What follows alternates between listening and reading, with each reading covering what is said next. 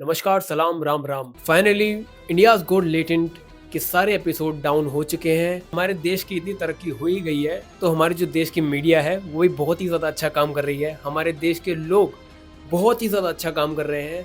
काफ़ी ज़्यादा लोगों को सिविक सेंस आ गए हैं और बहुत ही ज़्यादा जिम्मेदारी लेना शुरू कर दिया है लोगों ने, और लोग सड़कों पे पुतले जला रहे हैं। पुतला फूका, कार्रवाई की मांग की।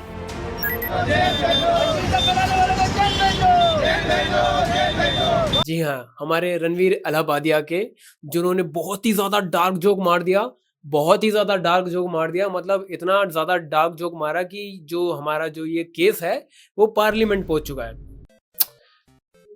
माय गॉड, अब तो मुझे भी जोक मारने में डर लगने लग गया है। अब मैं बता रहा हूँ, मैं संता बनता के जोक्स मारूंगा। अब मुझे लगता है वही चलेगा, क्योंकि इंडिया में अगर कोई यूट्यूबर ऐसे जोक मारता है तो उसको जेल होती है, और अगर कोई सेम टाइप का जोक अगर कोई सेलिब्रिटी मारता है, बड़ा कॉमेडियन मारता है, तो उसको अप्रिशिएट किया जाता है और हमारे नेताओं द्वारा उसको नजरअंदाज किया जाता है। तो इतने शौकीन होते हैं, रात को 2 बजे उठ जाते हैं।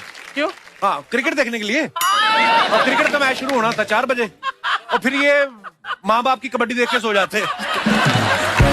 As you guys can see, इसमें हमारे कपिल शर्मा जी बहुत ही ज्यादा अच्छा जोक मारा है, कबड्डी खेलने वाला। And we all know kabaddi से क्या मतलब है, लेकिन इन दोनों जोक में फर्क सिर्फ इतना है कि रणवीर ने डायरेक्ट शब्द बोल दिया था, और जो हमारे कपिल शर्मा जी हैं, I respect him for his work.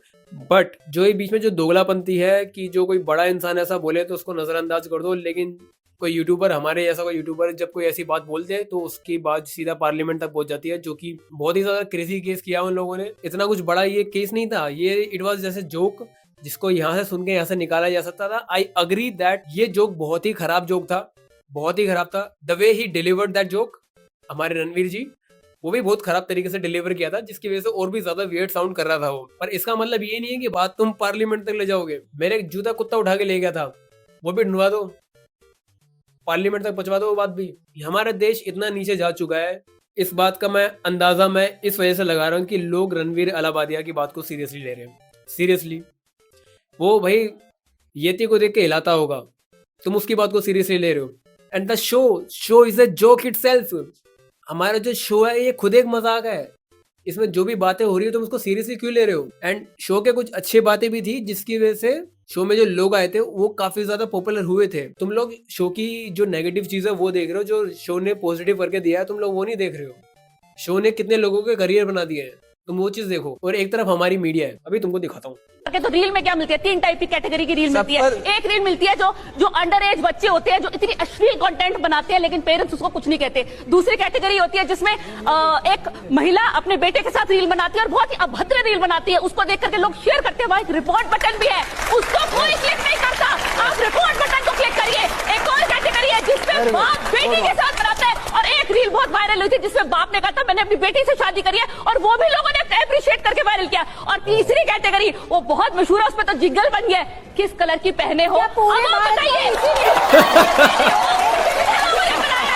और उसमें भाई ये लोग ताली क्यों बजा रहे हैं, ताली क्यों बजा रहे हो भाई, क्या हो गया, ऐसा क्या बोल दिया भाई। एंड सबसे फनी थिंग पता क्या है, ये हमारी दीदी सारी चीजें देखती है। जैसे कि हमारी दीदी ने कहा कि अप्रिशिएट करते हैं, अप्रिशिएट कोई नहीं करता भाई। उन चीजों का लोग मजाक बनाते हैं इंस्टाग्राम पे, इसी वजह से वो चीजें वायरल होती है, कोई अप्रिशिएट नहीं कर रहा है। एंड ये बात बिल्कुल सही है कि रिपोर्ट करना चाहिए, लोग रिपोर्ट नहीं करते। इंस्टेड ऑफ दिस लोग क्या करते हैं, कमेंट में मजे लेते हैं।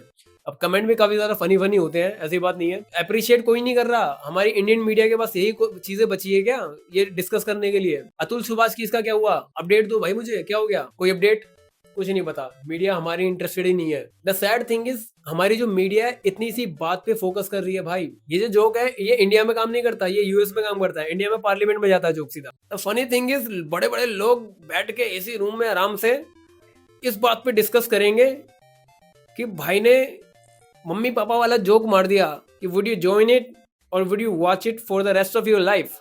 सीरियसली तुम इस बात को डिस्कस करने वाले हो। शो को डाउन करने वाली बात है, एपिसोड जो सारे डिलीट करने वाली बात है, ये आई डोंट थिंक किसी भी क्रिएटर के लिए अच्छी बात है, हम यूट्यूबर्स के लिए अच्छी बात है।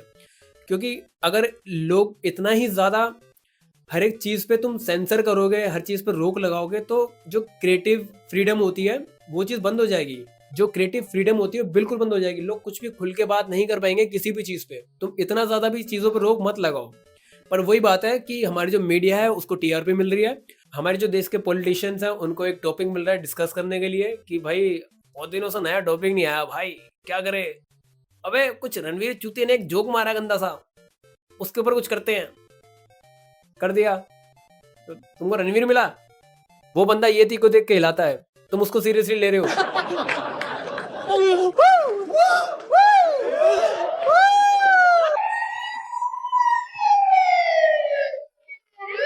अब चलो भाई, अब मीडिया तो मीडिया, पॉलिटिशियन तो पॉलिटिशियन, ठीक है। हमारे देश के यूट्यूबर्स भी, एक भैया आए हैं सूट बूट में, वो पहले डार्क जोक मार रहे हैं, फिर बाद में बोल रहे हैं ये सब नहीं करना चाहिए, ये तो डार्क जोक मार रहा है। काले कमरे में काला पर्दा लगाकर देखिए। अगर आप गाली देते हैं तो वो डार्क कॉमेडी नहीं है।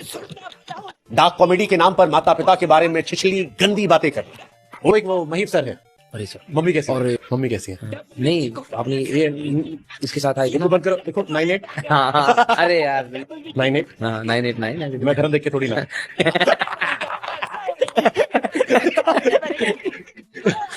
ये पॉडकास्ट में डार्क होने वाला है, इसका टीजर बड़ा डार्क से कटेगा।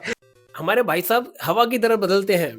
पहले जब जिस चीज को पहले एंजॉय किया जा रहा था, लोगों में वायरल हो रही थी, अप्रिशिएट किया जा रहा था, ये भाई साहब भी करने लगे। अब जब दुनिया गाली दे रही है तो ये भाई साहब भी गाली दे रहे हैं। सूट बूट में जो भी आदमी बैठता है और बातें करता है वो चूतिया बातें ही बोलता है, तो उसको सीरियसली मत लिया करो। सूट बूट में बैठ के चश्मे लगा के तुम लोग ज्ञान पेल रहे हो यहाँ पे। एंड सबसे बड़ी बात भाई, तुम वो रेबेल किड करके है जो लड़की जिसका गला नहीं है, उसको क्यों तोड़ रहे हो भाई? उसकी ये गलती है। उसने तो एक बंदे का अच्छा खासा रिप्लाई दिया था, जो कि बंदा वो सामने से उल्टी बात बोल रहा था, and that guy deserve that. अब मुझे ऐसा लग रहा है कि जो भी यहाँ पैनल में बैठे थे उन सबको लपेटा जा रहा है, जबकि हमारे आशीष भाई तो चुपचाप शांत बैठे हुए थे, उन्होंने तो कुछ बोला भी नहीं।